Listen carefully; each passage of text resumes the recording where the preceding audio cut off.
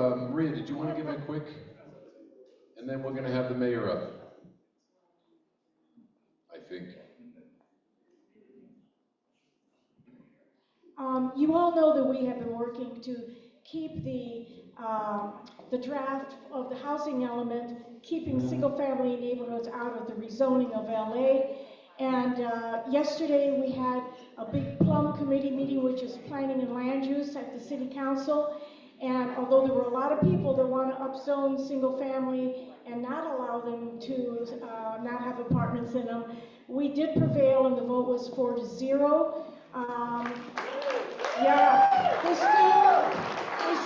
we still haven't won because this still has to go through a full city council vote, and that should happen in the next couple of weeks.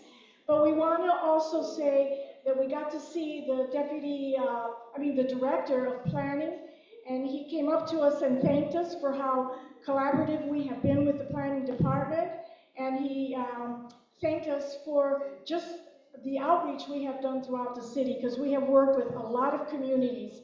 So again, we're hoping we prevail. Again, we want to have housing. We're trying to do it in our commercial corridors, and we think we can do it without doing it in getting into single family. So keep writing letters. So thank you, everybody. Thank you. And by the way, Maria has fought this spot for a long time, and she's going to continue to fight this fight.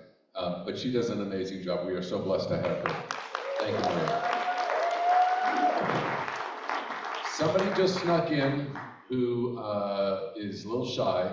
Alan Hamilton, one of the top cops of Los Angeles. Thank you. He's downtown. What are you doing out here? You want to say something, or are you good? Chief detectives now. I'm just here to support. We might have some questions regarding what's going on in investigate privacy. All right. Great guy, thank you. Okay, so the next speaker, or our featured speaker, has been a friend of Sherman Oaks Homeowners Association. She's been here many, many, many times. She knows how we operate. Somebody asked Jules, come on. So we have an honorary mayor of Sherman Oaks who is taking his time on getting up. Jules, stop flirting, come on. All right, so our honorary mayor, Jules, wanted to introduce Karen. How can you say no to the honorary mayor for our sitting mayor? So Jules Beer, everybody.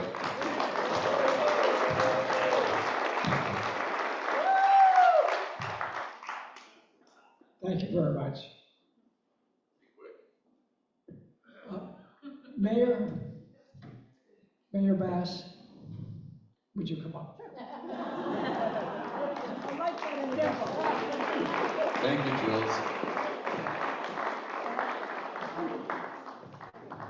All right, thank you, Jules. I didn't know it was going to be that quick. That was amazing.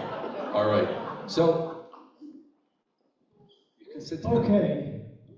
Well, Mayor Bass, as honorary mayor of Sherman Oaks, I'd like to introduce you and welcome you to our meeting as mayor of the city of Los Angeles. I'd like to also give you my card. Honorary mayor. And if you ever need some bad information or news, call me. Thank you very much for coming here. Most appreciated. Well, first of all, Jules, thank you for that introduction. That was a great introduction. It lasted like 2 seconds. That's what I like. But Hold on one second, if you would. Sorry.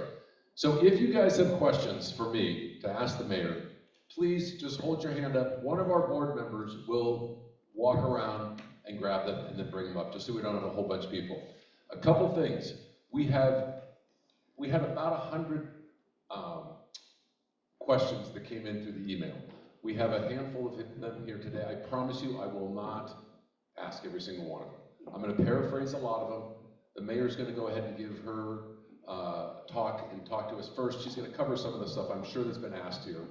I know every single one of you's questions are the most important questions. Thank you. But please, we have to respect, she's got a lot of stuff to do in the city, so we're respecting her time. And so if I don't ask your question, it's not because it wasn't the best question in the world, it's because we either ran out of time or I asked another question.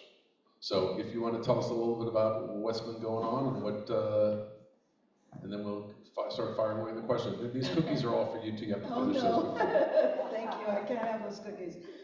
But first of all, thank you so much for inviting me here to meet with you. I hope that this is the first of many, because I really love these type of engagements, I really do.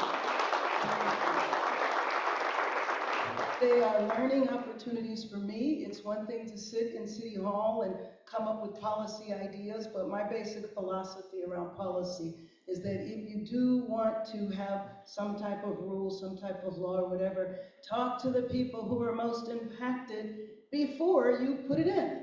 But after you pass the policy, then you want to stay on top of it to make sure that it's working. And when I come to meetings like this, which I do all the time, this is typically how I spend my Saturdays, going to different neighborhoods, meeting with people, oftentimes in their backyard or in their living room, and I learn about things that are working and things that aren't. So I appreciate you all for being out here tonight. But let me just give you a little bit of background in terms of my relationship with your organization, because I actually worked with you, the Sherman Oaks Homeowners Association, in the 1990s with Richard Close. Because what happened is that when I was doing community organizing in South LA, and we were trying to fight against negative land uses, especially like liquor stores and motels that we felt were part of the problems, part of the things that compromise public safety. So you guys would mobilize to City Hall, and we would mobilize to City Hall. We'd be in the same meetings, and I watched some of the things that you guys did, and we copied them in South LA. And Richard and I would talk occasionally, and right when I was running, I reconnected with him after many, many years, and then was, of course, saddened, as everybody else was, when he passed so suddenly.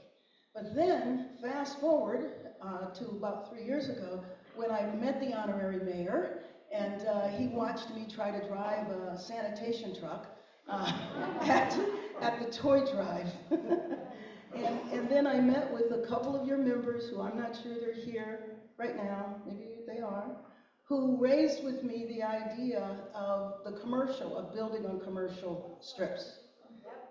Okay, that's you two. So I want you to know that I talk about Sherman Oaks Homeowners Association all the time. Because,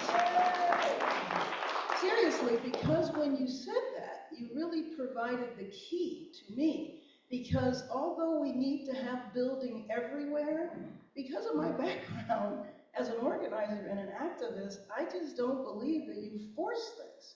But what you do is you come to an agreement, and what was really so inspiring to me was when you came forward to me and said you had an idea. So I've told everybody your idea. and it's something that I have promoted around town, but I do always give you credit, because I talk about the Homeowners Association and say that's the way it should be done, recognizing that there's a problem, but the whole point is that we come together for a solution. So I just wanted you to know that background. And then I'm especially pleased to be here with our next generation, who I look very forward to passing that baton on to.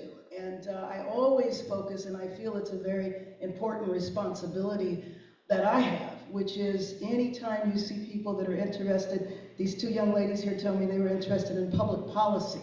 And anytime I hear that, then of course I want to snatch them and bring them into my world, because we need the next generation prepared to take these batons. And I think it's incumbent on all of us to make sure that that happens. That's our responsibility as their elders.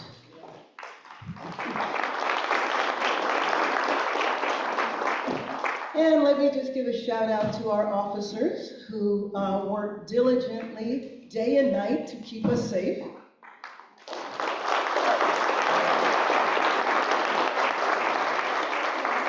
And one of the first things we have to do is get them help. We need to hire officers. And so that has been an obsession of mine from the day I started. And I felt very good when I think most of you are aware of this, when we put resources into a recruitment campaign And the viewpoint was people don't want to be police officers anymore. It's because of the, sentiment in the community. Well, we've recruited a lot of candidates. The problem we're having now is what? You will tell me, getting them through the hiring process. And I am so passionate about this that we have to change the hiring process. And it's not just specifically to police officers. It's hard to get a job in the city, period. It just takes too long. So I'm not happy to say that my accomplishment has been in part getting people hired to the police department, but not LAPD, because they go through the process and they get frustrated and then they go work for the sheriffs. We are going to end that. We are going to get the officers on board. We have the money. We put the money in the budget. We gave the officers raises because I was so concerned that with the few officers that we had hundreds ready to leave. And I went and I met with the officers. Out of 21 stations, I went to 19. I met with them just like I'm meeting with you right here. And it was I felt like you put me through graduate school. I learned a whole lot about your jobs, about what you face. And their morale is, to me, the #1 issue that I asked the chief to work on is officer morale. And part of the morale is their basic working conditions, because you go from station to station and some of the stations are not in good condition. Well, how does that make you feel? You feel like people don't really care if your workplace is deteriorating, and the fact of the lack of officers. And so dealing with officer morale and recruitment is attached to that. So when we want our neighborhoods to be safe, when Christy Vega over there calls me up and says she's having problems at her restaurant because she has my cell, she knows how to reach me, and when there's a big problem, she will call me. And what will we do, Christy?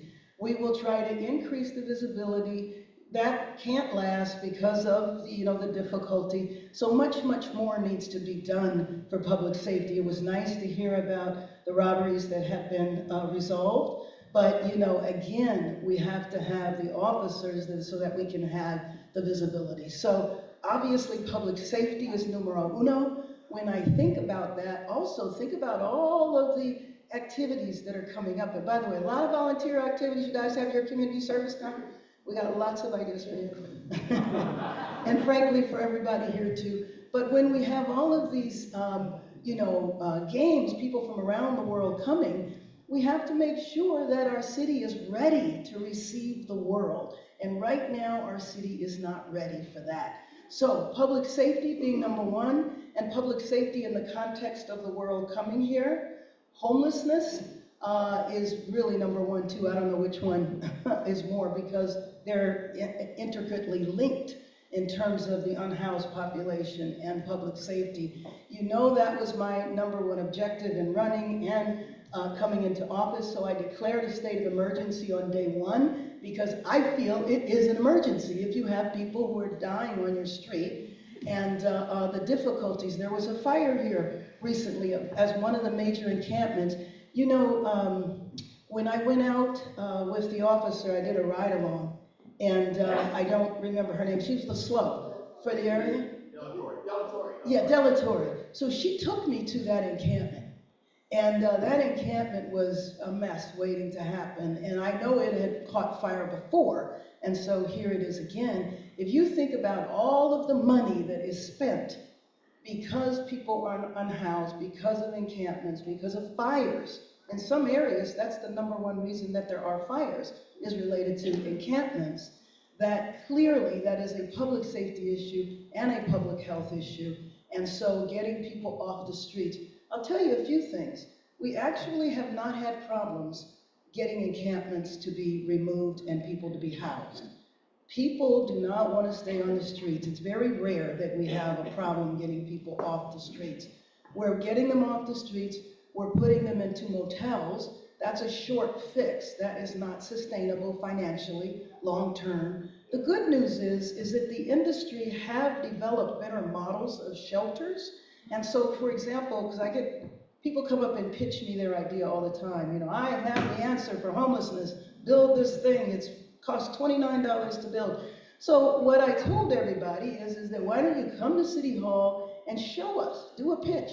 And I invited all the other cities in the region, and I invited, people from around who are interested in building to see these models. So we're focusing now on continuing to get people off the street, but we have identified a lot of city-owned land. There's city, state, county, metro, Caltrans. There's all kinds of LAUSD property where we can get facilities built. But one thing that I'm very clear about is that building takes too long. Even though I've passed policies to expedite building, it still takes too long. So we have to get people off the streets. We have to find a place for them to stay kind of long term, like 2 years, because that's about how long it takes. That's not really, it takes more than 2 years on a good day. But also to move now from just focusing on building to acquiring properties. We need to buy buildings, apartment buildings, and other buildings that can be changed. So we bought a motel, not a motel, a hotel. It's actually a very beautiful Art Deco hotel called the Mayfair Hotel. And so we have people there. There is another larger hotel that I hope to buy, but also, apartments. So we established a public-private partnership and are looking for investors. And I'll give you an example of one. There was one developer who was about to walk away from a property because he had a $2 million funding gap. So through the private sector, we raised that funding gap. I raised to close that gap, and then we moved 67 people from the motel into permanent housing. The other thing that I have found is that the system of services, we've stretched way beyond the community-based organizations. We've stretched way beyond their capacity. And in my opinion, my background, by the way, in another life, I've had a lot of lives. In another life, I worked in the medical field. I worked in the emergency room at County General Hospital and White Memorial and Children's. I've worked in a lot of hospitals. And what I was surprised about, when you talk about the unhoused population, health should be central to that. Everybody thinks of mental health and substance abuse. There's a lot of people who've been made homeless because they have cancer or because they have Parkinson's or some other disease. And you should know that the fastest growing sector of the unhoused population are seniors in their late 60s and 70s, overwhelmingly women, worked in the service industries, didn't have a 401k, our pension, rent goes up, don't have a family to take them in, and they're on the street. You don't typically see that because they're hiding. Just like you don't typically see the 9,000 children that are unhoused because they're hiding also because their parents are afraid of them being taken by children's services. So I'm going to mention a couple of other areas and then I'll stop because I would much rather take your questions and interact with you than stand here and talk at you. But the other is business. And so trying to make the environment better for business in Los Angeles is something that we absolutely want to do, and we've been doing it in conjunction with the business community. I remember when you called me over al fresco, boy was she hot. Don't mess with Christy. And she was hot over a city council provision that was essentially gonna gut what we were doing on al fresco. And so we were able to change that, but again, I always seek feedback. What's working, what's not working? And I hear that there are some real problems with al fresco. Now that's one of our shining stars, and so we're gonna do what we need to do. If it's not working, or there's some bottleneck, that's why I like to do these meetings, because that's what I learned from you all about what is working and what isn't. And then we'll talk more about the Olympics and the preparation and all of that, but I would rather now just open it up for questions. Thank you.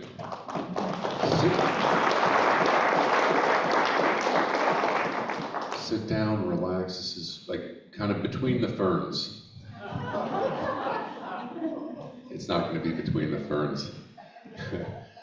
So, I've said this before, and I miss the days when this association's biggest problem, and it wasn't that long ago, less than 10 years ago, when our biggest gripe and our biggest concern from our members was, why isn't the city fixing the sidewalks and the potholes? Boy, I miss those days. So there's 4 big issues that are constantly through this. You've covered some of them, but I'd like to have just a little bit of one-on-one, just amongst friends here.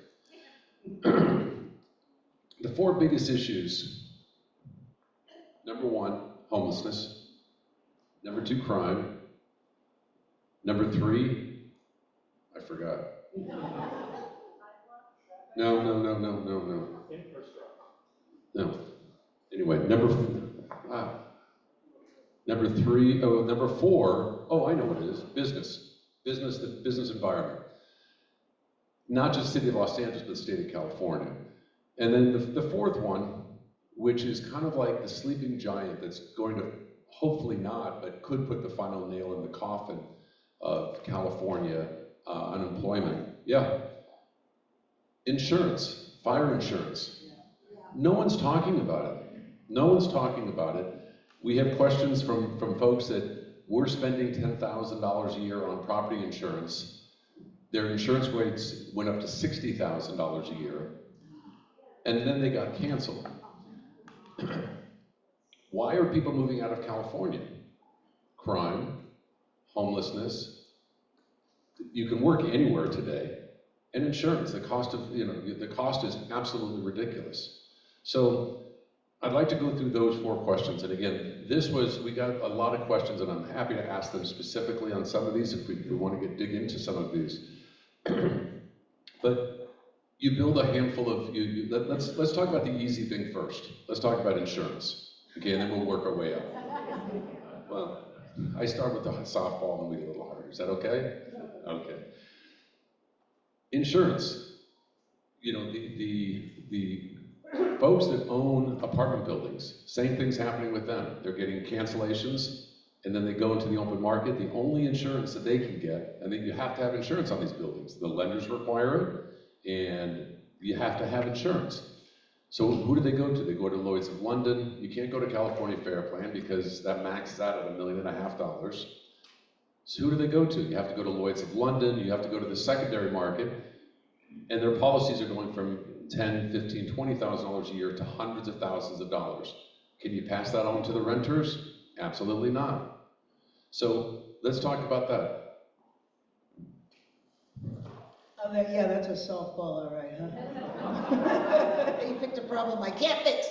But, no, I appreciate you raising it. And by the way, I have heard that everywhere. And I've heard it in some areas that you might not think of. So foster family agencies, foster homes, group homes, they've been cutting their insurance, which then would put kids either back out on the street or put kids who knows where.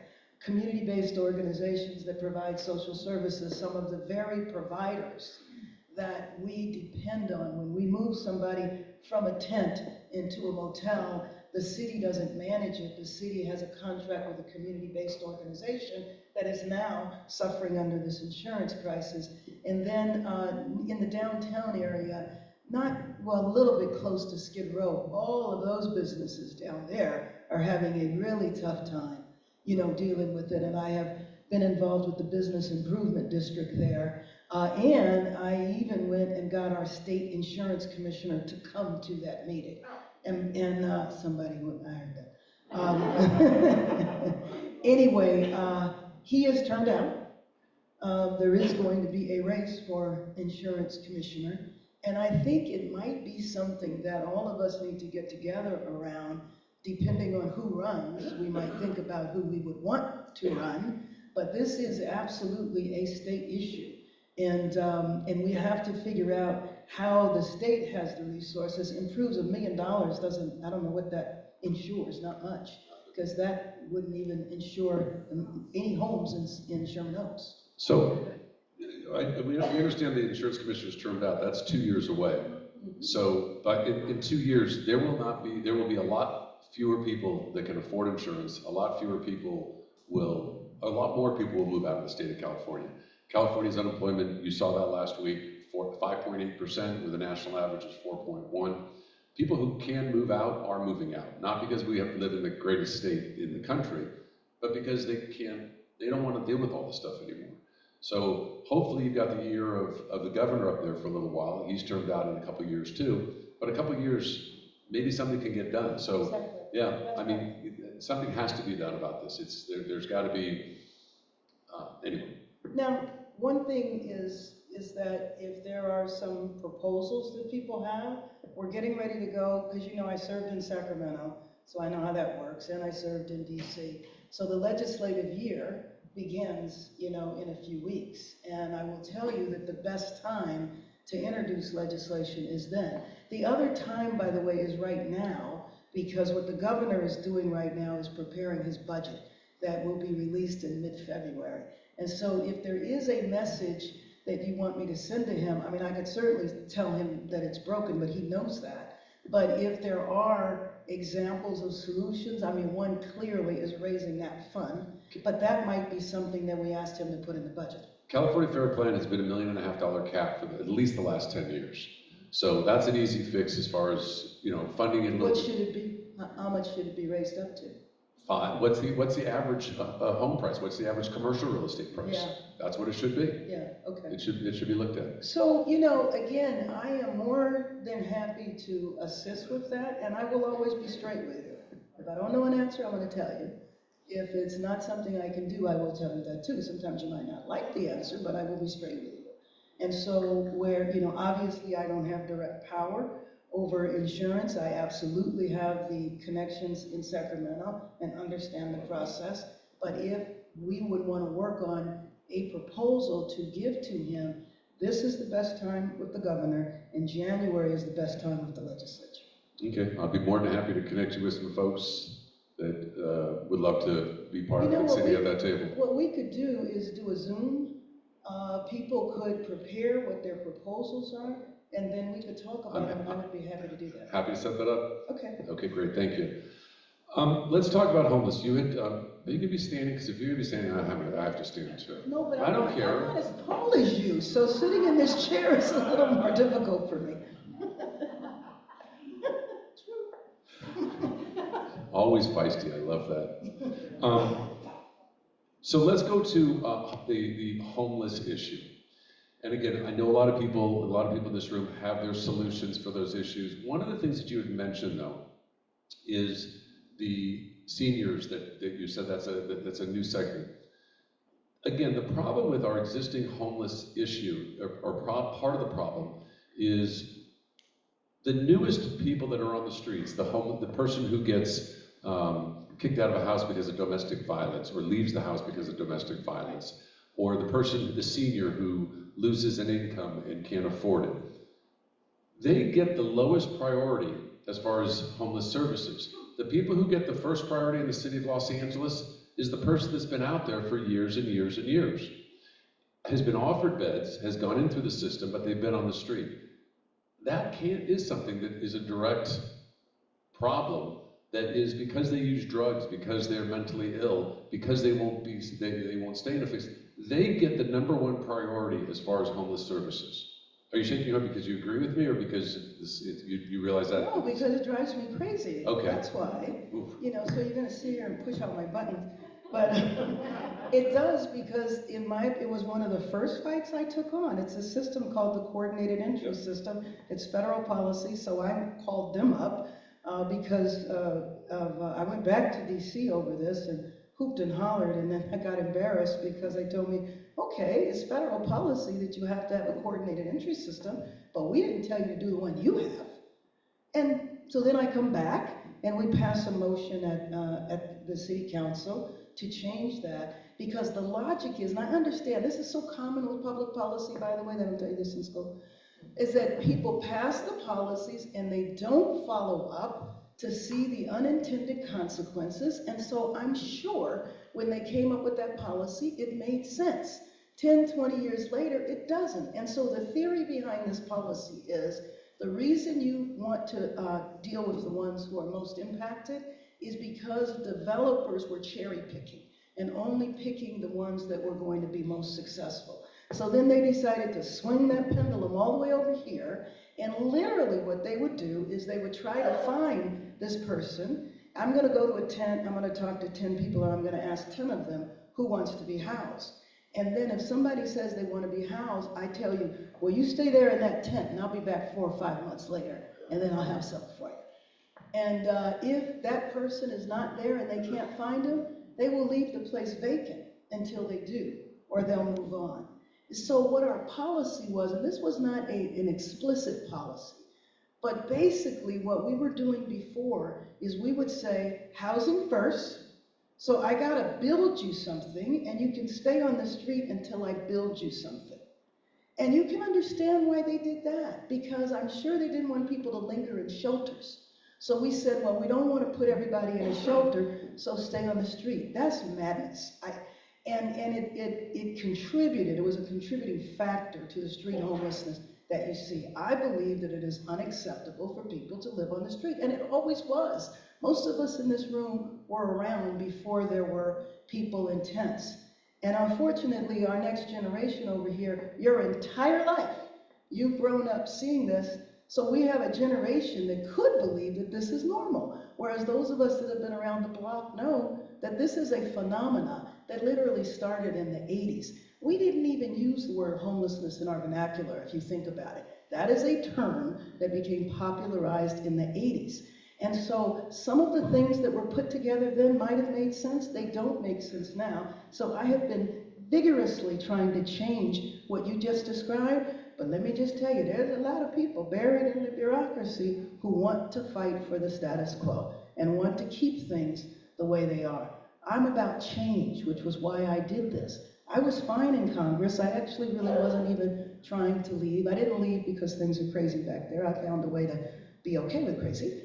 But I took the risk to leave and to come here because I was so concerned about where our city was headed, and I was afraid that our city was getting ready to repeat the 90s, which is we don't really want to solve the problem. We're just going to put the problem in jail, or we're going to move the problem from your neighborhood to your neighborhood. And just so long as it's not in front of my house, I'm okay. That's where I was afraid we were headed, and that does not solve the problem. Okay, I'm going to read some of the questions from some of the audience, and if you guys want to raise your hand when I call your name, that way she can address you guys. Bobby Baker, she says, will you please tell us the cost per unit of the recently completed high-rise building in Skid Row? Larry Slade, with regards to the homeless who suffer from significant mental illness and present a physical danger to people on the street, how does the city balance that need to help these people while at the same time trying to protect the people in Los Angeles from them? Jay Weitzler says over the last 3 years, the city of Los Angeles has allocated $3 billion of its homeless services and housing program to the county. However, there's quite a few people mentioned this, that there's $513 million that has not yet been spent. Maria Calvin said, last week the city controller found $500 million, that's the same thing. And then Scott Mendel, are you here? Okay, that was right in. The Sepulveda Basin, which has been a great place for me to take my kids, hopefully one day me to take my grandkids. Beautiful place, environmentally, it's so sensitive. It's being destroyed. It's being destroyed by the homeless encampments over there that we allow to stay there and use as toilets in our own backyard. So, and there's a whole bunch of other, Tammy, Scott Meyer, all you guys, you wrote some great things in here, but those are just the frustration. Those are a few of the things that we're dealing with, not just this, what we see on the streets, the tents, but those are just in the homeless, and then I'll get into the crime part later. Can I see, because Of course. you rattled off so many questions, I'm not sure if I'm going to give all these to you as well, so the folks that actually have emails, we're happy to share those with you guys. Yeah, but I mean, I don't mind answering them, I just Okay. couldn't remember them all. Okay, Larry was asking, the punchline is, can the city forcibly remove the mentally ill? Larry chairs our unhoused committee. Oh, okay. So anyway, can the mentally ill be forcibly removed? No, not right now. Right now, the state passed new conservatorship laws. The problem, in my opinion, is it's voluntary. And so I believe, especially when my background in medicine, there are some people who are so profoundly ill, they might not even know they're outside on the street, or they don't have clothes on. We've all seen this. And I don't know what happened to our society that somebody was convinced that that was freedom. And I don't think that that is freedom. And it's interesting, and what I do believe is that there are instances when people need to be hospitalized against their will. And you see it all the time. I always bother you guys about it, but the men and women that protect me, I'm always, when we're driving down the street and I see people who are just, they're out of their mind, they're talking because they're talking to all the voices that are there. And they're not talking to themselves, they're probably talking to 10 people. And it hurts me to know that what we do in our society is we let people deteriorate to the point where they hit a crisis, where they either become violent. You guys have to intervene, and I don't think any of you went to the academy so that you could deal with homelessness and substance abuse. That's not what you did, but you wind up having to deal with mental illness because as a society we have abandoned these people, we let them deteriorate until they reach the point of being violent, and that is not necessary because you can hospitalize somebody against their will, stabilize them, give the medication that they need, then you have to have a place for them to go. So I actually approached the president of the state senate about this when he was visiting LA, and I asked him, I said, is there an appetite in Sacramento yet for involuntary hospitalization? And I know that some people think that's a civil liberties issue, but I have to tell you, I don't know how many people in here, and just about all of us, know somebody, have a relative, and you hear their pain, where every night they go to bed, and it's like, is this the night that I'm gonna get that call? I'm gonna get that call that my family member has either hurt somebody, they've been hurt, or they have been found dead. And you hear the anguish of family members who say, please take my family member in. I don't care whether they disagree and don't want to be there. So there's not so we will see. He told me that he thinks that there's beginning to be an appetite for that, and I'm really glad. Now, voters, many of you here voted for Proposition 1. Proposition 1 provides the resources we need to build the facilities that should have been built decades ago. When we deinstitutionalized people, the commitment was there was going to be community-based programs. Remember that? That was a policy that was never followed through. And so new administration came in, and people were essentially abandoned. And so that is something that we need to take another look at, to say, maybe we deinstitutionalized, we never built the facilities, but Proposition 1 will provide the resources so we can get the facilities built. The frustration for all of us is the money is there, but it's going to take a long time for the money to actually be released to the areas. And that's another issue, by the way, when you asked about all of this money. The controller is kind of interesting because one week he's telling us we've spent too much, and the next week he's telling us that we have all of this money. And so I do have to say that we question what he's talking about, and we're looking at that. You should stay at that too, because I think that one needs to follow his whole career. Anyway. His career or DSA that got him elected? Well, then there's that. No. Let me just say. Sorry. Let me just say that, that's okay. Let me say that a lot of times, we might have a commitment. I'll give you a very specific example. The governor said he would give us the resources to build 500 tiny homes. And we said, wonderful, and that was going to be roughly $30 million. Matt, do we have the check yet? And when did he say that? Yes, and so sometimes those dollars reflect on the budget here, because a budget, as you know, is a projection. And you have to alter that as time goes on to match reality. A budget is not necessarily reality, especially if you are waiting for money to come in. So if you say that we've received $30 million because the governor awarded it to us, that does not mean we have $30 million in hand. And so some of the money that we put in the budget for homelessness, I would have loved to have spent it all, but a lot of it was based on whether or not we had the hotels or the motels to lease, and we had the service providers that could manage it. There were many cases when the service providers told us, hey, you're going too fast, we can't take anymore. So you'll have to wait a few months and we'll be able to take more. So instead of foolishly spending the money, we saved it and rolled it over into the next budget year. So if that is fiscal mismanagement, I actually think that's fiscal prudence.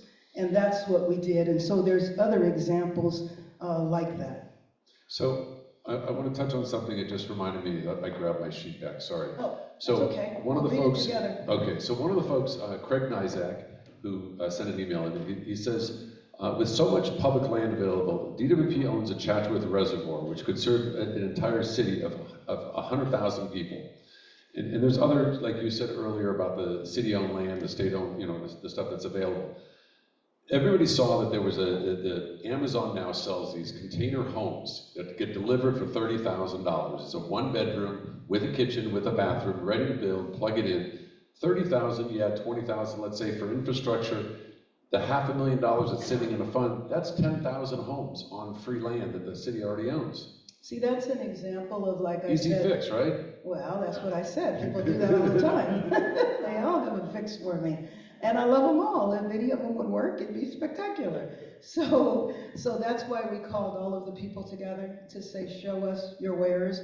And by the way, people really do have good ideas like that. But let me just tell you, one of the complications with public lands, whether or not there's infrastructure there. So it's nice to say, come put it here, but there has to be electricity, there has to be water, there has to be all of that in order to place the properties there. So that's what we have evaluated. We do have a list of public lands. I'm working on a couple of lots right now. That's also been driving me crazy.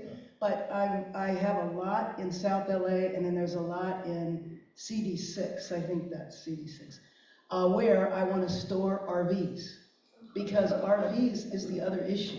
So, you know, one of the things that has happened in my two-year journey is that I have found that there are so many laws, rules, and regulations that literally put people on the street, put people on the street, or make it so difficult they can't get off the street. So listen to this one, because it'll make your head explode. So RVs, we want to take them off the street. And by the way, people are willing to give up their RV, because you know it's not their RV, right? You know about the van lords. There's people who go. Now they buy the vans from they auction the van, and they buy it at an auction. And then they put it on the street, okay? And rent it out to somebody. So listen to this. If we take the van, do you know by the RV, do you know by state law, if it's worth more than $200, we have to put it up for auction. Now, why would we put it back out on the street? So now I found that out after I was working on my RV lot. So now we have to go to the legislature in January to get a bill passed so that I could at least raise it to maybe $4,000 or $5,000. I can't just say we can destroy them completely, but if I raise it up, then the worst RVs won't be auctioned off. But I found so many. I'm going to tell you, can I tell you a couple more? Of course. So if you are homeless and you're in a tent, and I have housing, I can't give it to you until you can prove to me your income. Now, if you're in a tent, you have nothing. How do you prove nothing?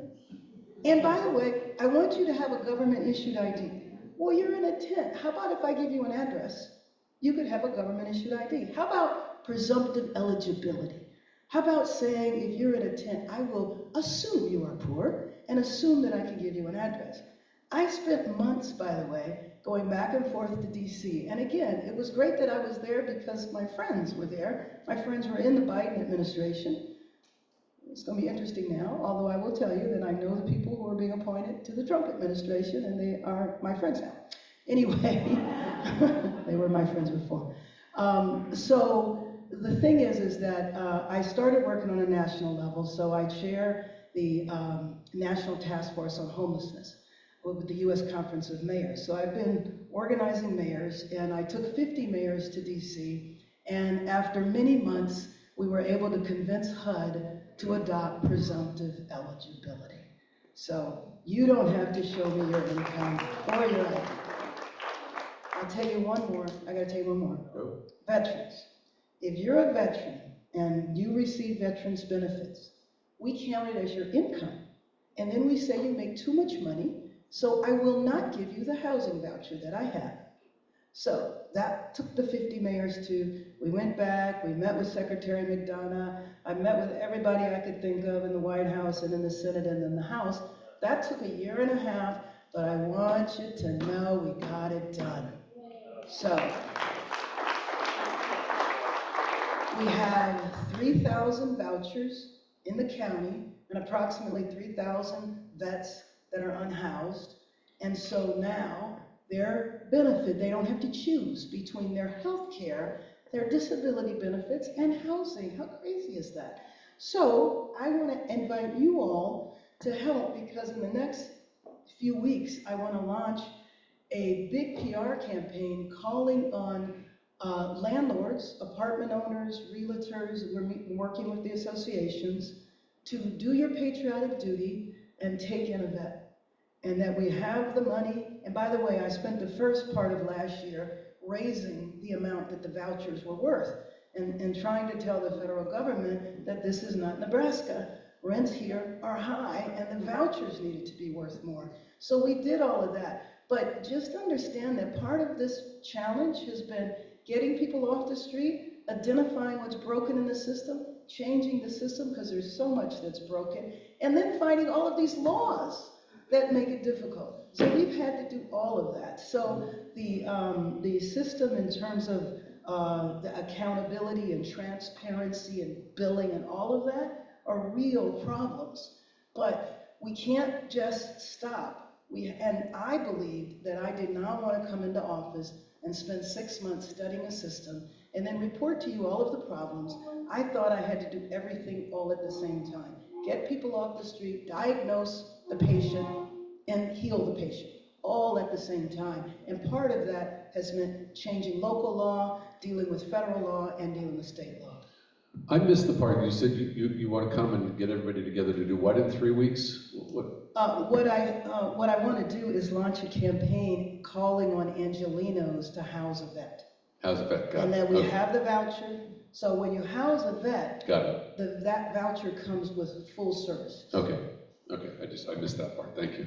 One of the questions that I can't find it right now, but talks about exactly what you're just saying as far as how, and I think the election, whether you agree with the results or you don't like the results of the last election, it was a real mandate showing that people are tired of the far left programs as far as the less law and order issues, we now have a chief of police who's a Republican. We have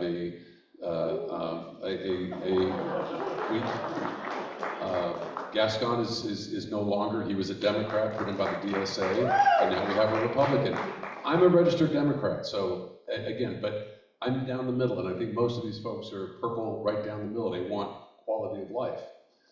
But one of the questions here, and again, I can't find out who it is, I apologize, said that legislators seem to always find the reason why they can't do something, but when they want something, for instance, the sanctuary city, that was passed in a week, 15-0. So it's whether we believe this should be a sanctuary city or not, the city council was able to do it pretty quickly. Actually, they weren't. It actually had been over a year. Okay. What you saw was it come to conclusion, which is, by the way, very common with legislation, where it can linger in no man's zone, and then something happens that kicks it into gear, and then it passes. But it had been passed over a year and a half ago. So, okay, year and a half, but the homeless issue is something that has been going on for years and years and years. I would assume of the 15 council members, all 15 of them want this homeless crisis to end, right? So the legislation that you're talking about, and I would assume Newsom and the folks up in Sacramento, they want it fixed as well. It doesn't seem as if there's any legislation that's actually fixing this stuff. Is any of that in the works? No, I mean, I think that spending money is definitely always a ballot initiative. We've got a bunch of questions on that too, but. Well, not really. I mean, there's, by the way, I also belong to this group of mayors from the largest cities in the state, so there's 13 of us, and they joined together long before I got there, and essentially carved out space in Sacramento and focused on homelessness and got a lot of legislation passed and a lot of funding. So a lot of our funding for homelessness is not connected to a ballot initiative, comes from Sacramento, some comes from DC, and of course, some comes from the ballot initiative, including the initiative that just passed a couple of weeks ago, Measure A, which hopefully with Measure A, and I was involved in the writing of that, the part that I take credit for is the accountability part. That is having a system that is based on outcomes. That has not been the case. Everybody's frustrated with the system, but you should understand, from my point of view, that system was not designed to end homelessness. It was designed to manage homelessness. I think homelessness should be ended, and so we need to create a system like that. So what I put in Measure A was the outcomes had to be measurable. You had to show that you got people off the street, but getting people off the street isn't enough. How long did they stay off the street? If they left, why did they leave? What are the services? It should be standardized, and you should be able to determine whether or not those services made a difference. The other thing that's in Measure A is that if you don't produce results, then money can be shifted from you. So for the first time, there's transparency and accountability that's put into the ballot measure. But understand that the system that I inherited was not based on that at all. And we've had to, again, solve the problem while trying to transform the system. Fly the plane while learning how to fly the plane. Okay. So, businesses. Christy Vega, Casa Vega, has been a staple of Sherman Oaks and Los Angeles for decades and decades and decades. A great business operator.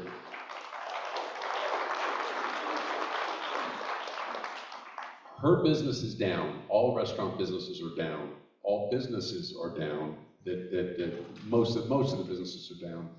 A big reason for that is because a lot of folks who had money, that disposable money to go to restaurants, have moved out of the area, moved out of the state.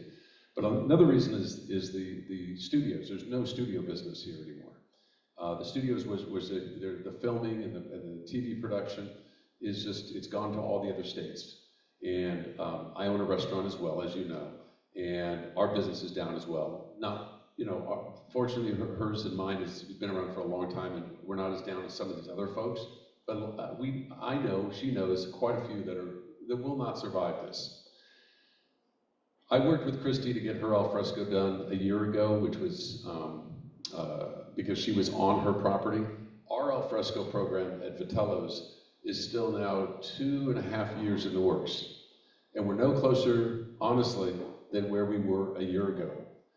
Why? It's a great question. It's a great question. I call not as Matt Epstein, Vice President, Sherman Oaks Homeowners Association. When I call as a business owner. I get nowhere. I get absolutely nowhere. You extended the alfresco last year until June of this year.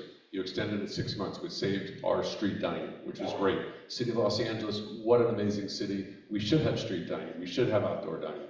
Great program, thank you. It's great. It'd be nice to keep it. You extended it 6 months, then another extension until the end of this year. Don't know if it's going to happen. I honestly don't know if it's going to happen. What? You don't know if it's going to be extended? Oh, it will be extended. But you don't know. But it should have been passed. I went to a workshop last week down here at Van Nuys City Hall that your office put together. It was run so poorly.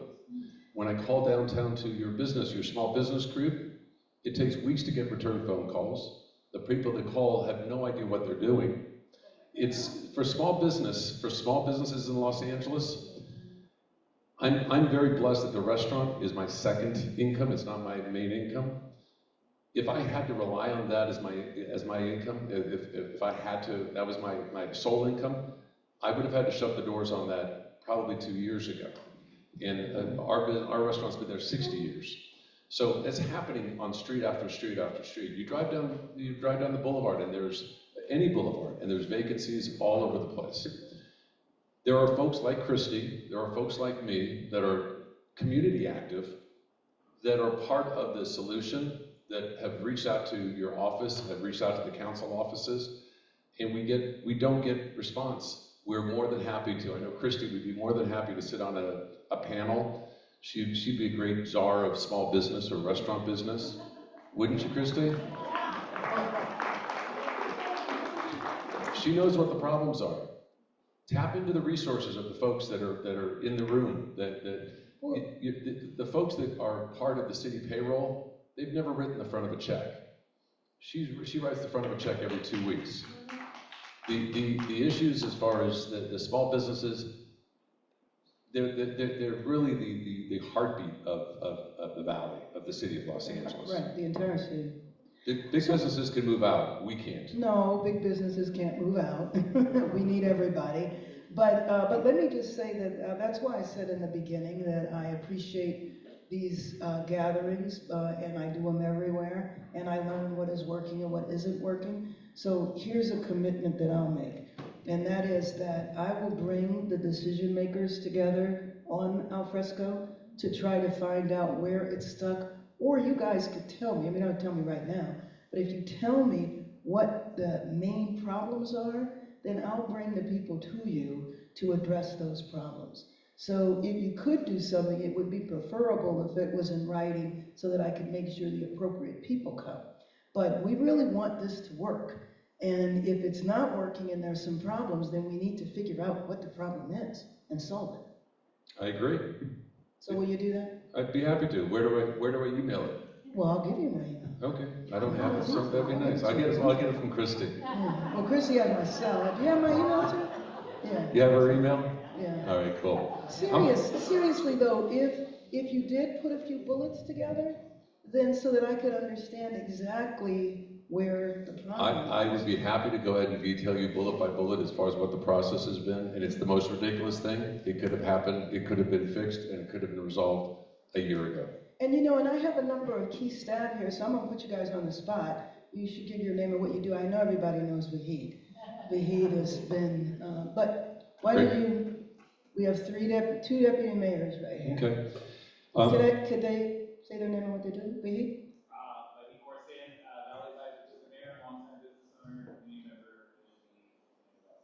And the Public Works? Did you mention it? President of the Public Works Commission. Everybody, Jared Rivera, Deputy Mayor of Community. I'm Matt Nail, Deputy Mayor of Finance, Operations, and Innovation. Welcome. David? David White, Secretary, Representative of the Mayor's Office. Zach Seidel, Deputy Mayor's Communications. He's the guy that tweets. Of course. You know, I don't know how to do it. Thank you for introducing those folks. How much more time do we have? Any more questions? I want to respect your I don't time. even know what time it is. I'm good. You're good? Okay, cool. So let's talk about crime. Oh, wait a minute. Well, no. Before we get to crime, studios. Studios. Whew. Another issue I've been involved in for at least the last 3 decades. So I was involved in this organization before I ever thought about running for office that was focused on diversifying the below-the-line crafts. And when I decided to run for office, the studios asked me if I would champion the tax credit. And so when I was in Sacramento, in my last 2 years, I served as Speaker of the House, and Governor Arnold was governor, and he didn't want to do the tax credit because he said it would look too self-serving. But he said if we could get it in the budget, he would sign it.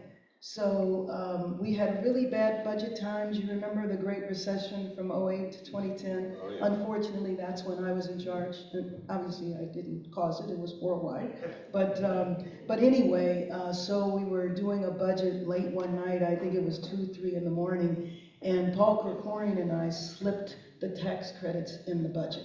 So see, sometimes what goes on behind closed doors, those backroom deals, sometimes they're good things. So anyway, we put it in the budget, and it was a little bit, but the goal was to put it in the budget so it would grow over time.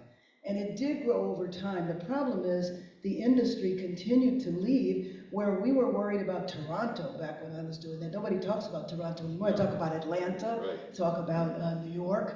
And so we weren't able to keep up with the tax credits that other states were giving and other countries. So that's why you saw a few weeks ago the governor put $760 million for tax credits in the budget. That's why I said this is the time of the year that the governor puts his budget together. So this is the time of the year to talk about insurance and see if maybe he will beef up that fund. So he put that money in, and for the first time, if that does pass, the legislature passes it, we will finally have a bigger fund than New York. And so we really should be able to keep production here with that. But there is also many, many more things that we need to do. But I wanted you to know that is high, high, high on my agenda. And I have established an entertainment industry council that has been telling us what else is needed in the city to help production here, to help film here. So it's got to be super, super exciting for you as mayor from what's happening in Los Angeles in the next 4 or 5 years. The Olympics, the World Cup, Golf, U.S. Open yeah, football, all kinds of fun Super things. Bowl, Dodger parades, go Dodgers. So, but hopefully, look, with the world looking at Los Angeles, yes. I know, I'm sure, I'll bet my last dollar that you're looking at these as permanent solutions. All these things, all the problems, the homelessness, the crime, the streets, the conditions of the city of Los Angeles is in terrible shape right now. You've got 2 more years at the helm, and then you probably have another 4 years. People like you are doing a good job, and you're probably going to be at the helm for another 6 years. And with the new political environment in Washington D.C., who knows? You might be king of Los Angeles, forever. There might be new rules. There might be new rules written. I don't know. I'm kidding. But hopefully, I'm sure you're looking at these solutions as far as some permanent solutions, not just a flavor of the month and let's just move some people around. The homelessness issue. We coddle people.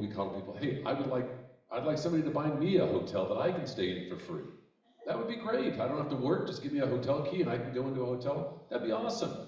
But you know what? That'd make me a very lazy person. That's not good for me. So I like to work. And again, there's other underlying problems as far as just constantly giving and giving and giving that comes up, that becomes an enabling of these folks. So sometimes we have to maybe release these things and look at the big picture. What's the big solution? But going on to crime and going into Los Angeles. Wait a minute, I want to respond to that. Is that okay? Of course, it's your night. I'll be quick. I'm just the fern over here. Okay. All right. I couldn't agree with you more. It makes me nuts, the idea that people are in motels and I don't know what they're doing all day. Okay? And I also believe that when we say permanent housing, that does not mean the rest of your life. Now, there is a percentage of people who are unhoused that really do need to be taken care of the rest of their lives, but that's a small percentage. To me, if we have the proper supports and services, I think 2 years. In 2 years, the goal should be you back in the mainstream. So yesterday I was at a press conference where we were announcing a grant, $250,000 grant at LA Trade Tech. It was for a work source center specifically for people who are unhoused. We have to get them back in the workforce, in the mainstream. That has to be the goal. So one of the hotels that I hope to purchase is large enough so that we can have centralized, concentrated, standardized, outcome-based services so that everybody in the motels or hotels or tiny homes would come to the center, receive the services they need, and that there would be programming 24 hours a day. And I say 24 hours because of substance abuse. So there should always be access to a 12-step program. And sometimes you need those at 2 in the morning when you feel like you want to go out and get high. So that's the vision. I'm trying to create a healing center. Now, some people in this audience should say that that's not what the city does. The county does that. The city provides the building and the county does the services. I don't care. I just want to have it done. And I think if we can purchase this one hotel, we could sublease to the county, to LA Unified, to the building trades. So it should be a one-stop shop where people get what they need so that they get back on their feet. It should not have a viewpoint that if you're homeless and you get housed, you never have to pay rent. And all of us would go pinch a tent. I mean, I pay a mortgage like everybody else. I pay a couple of them. And so, I just wanted you to know that the coddling, all of that stuff that you're talking about, I couldn't agree with more. Awesome, thank you. Okay. I wish, it's really upsetting me that you're not eating these cookies because I was brought up saying, I gotta clear the plate, and I keep eating the cookies that you won't eat. You do that, you clear that plate. Okay. So, you guys said that I've got one more question, and then you've got another prior commitment. They're making me leave? So they're making you leave. So, but before I ask the last question, I want you all to know, next month, do not come here because always December, we're dark, okay?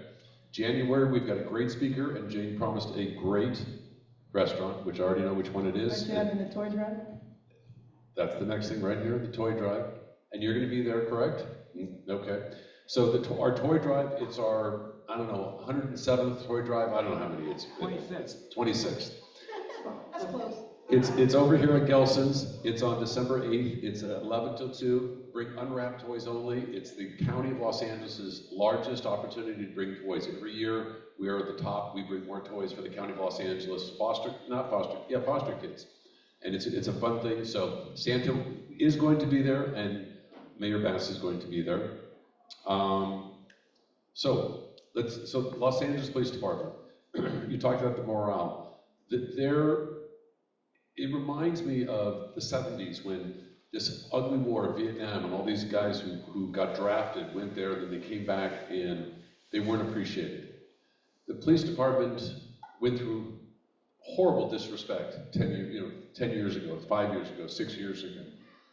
Now all of a sudden the communities are saying, we need more cops. These guys put their lives on the lines every single day for us so that we can live here peacefully. So,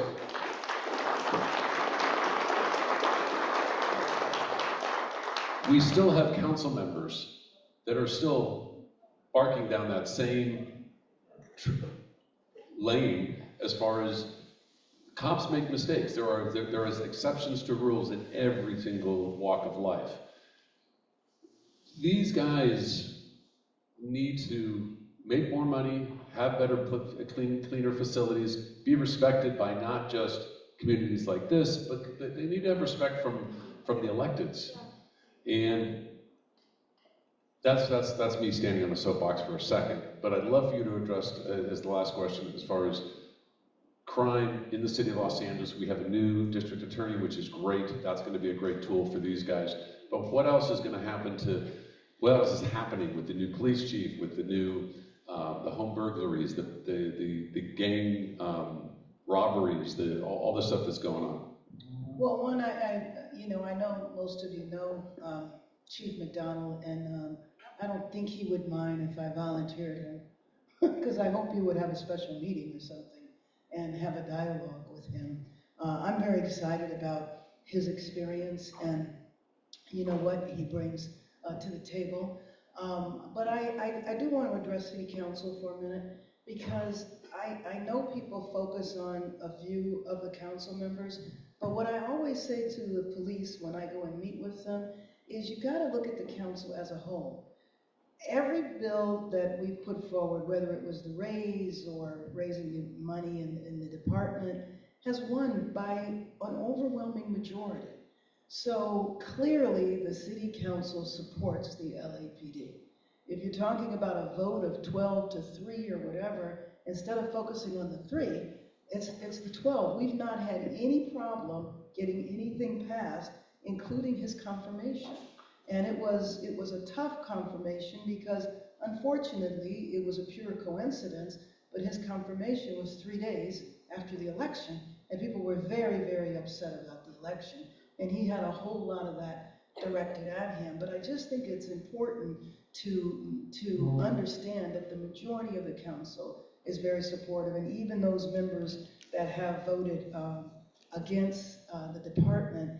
I'm used to, when I was in Congress, I was there when the squad, everybody knows the squad, right?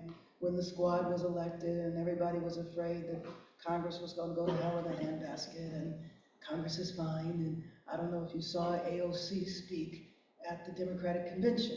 And she was very young when she was elected. She was the youngest member ever elected to Congress. But over time, we've seen her, adjust. And sometimes it takes a while for people to make that adjustment from being an activist to now being responsible to govern. So I work well with the council. Some people have said to me, you know, how do you work with them because their views are so different? You know, I did come from DC. So, you know, the views here look mild compared to the extremes of DC. And one thing about DC is that I worked very well with my Republican colleagues. And there was a lot, you know, you see all the bickering on TV because that's what's on TV, but you don't see us working together on legislative efforts. And I think that in terms of your question, though, how are we going to provide the resources that the police need? You mentioned the military in terms of recruiting and all, and I think that that's one place that we should look as well, is young people coming out of the military. Okay. Thank you so much. It's always an honor to have you here. You're...